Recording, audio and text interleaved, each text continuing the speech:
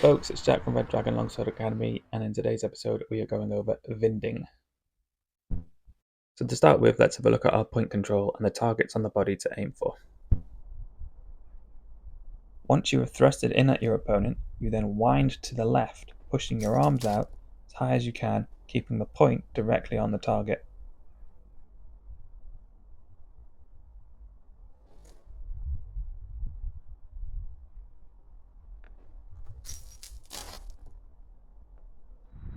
In this exchange, I use a short edge thrust.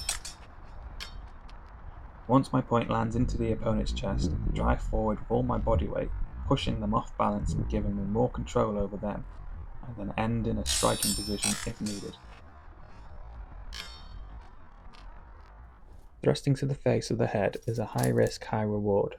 This requires good timing and placement in order to do this properly. One of the risks of thrusting to the opponent's face is that if your blade is deflected, you are then vulnerable to an incoming strike. You want to avoid your point drifting too far from where you initially aimed. To achieve this, I imagine that when I have thrusted at the opponent to start, my point then gets stuck into them, only allowing my crossguard and pommel to move up high to the left. This should minimize my point drift. So what makes the winding a winding thrust? Pushing your arms out to the left up high. This catches the opponent's blade. The opponent's blade should get caught in your shield. This will provide good protection from any incoming strikes coming at your head.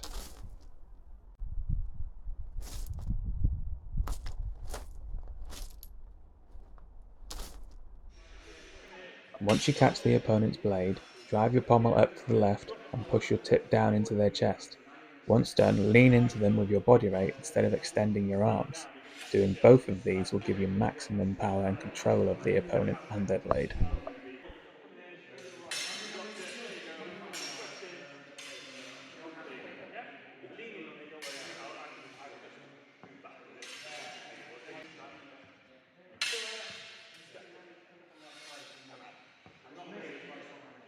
So let's break down the movement into two parts. The winden or winding thrust should be done in one fluid motion, but in order to understand the fluid motion, we should break it down into two parts. The first part being the initial thrust and catching of the opponent's blade. This in itself is dangerous for the opponent because you can thrust them if they are too close. So to start, we are going to drive our hips forward along with the blade in a thrusting motion. This will catch the opponent's blade and allow you to wind into a stronger thrust. Putting both these movements together should make the technique more fluid. So thrusting in with our hips, stepping forward immediately and winding the blade will allow us to have more control and power over our opponent.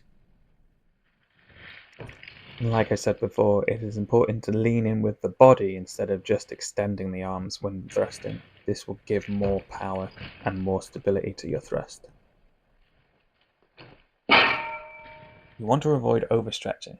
If you overstretch or overreach to the opponent, you are not on target properly and at risk of being struck yourself.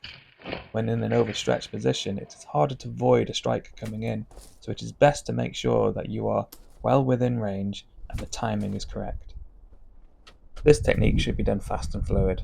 Doing this will stop the opponent from pushing your blade away from them, making sure that your point is on target every time. Like with any technique we learn, it is important to put in the time and practice to perfect it. This will give you a better chance at landing these strikes when in sparring situations.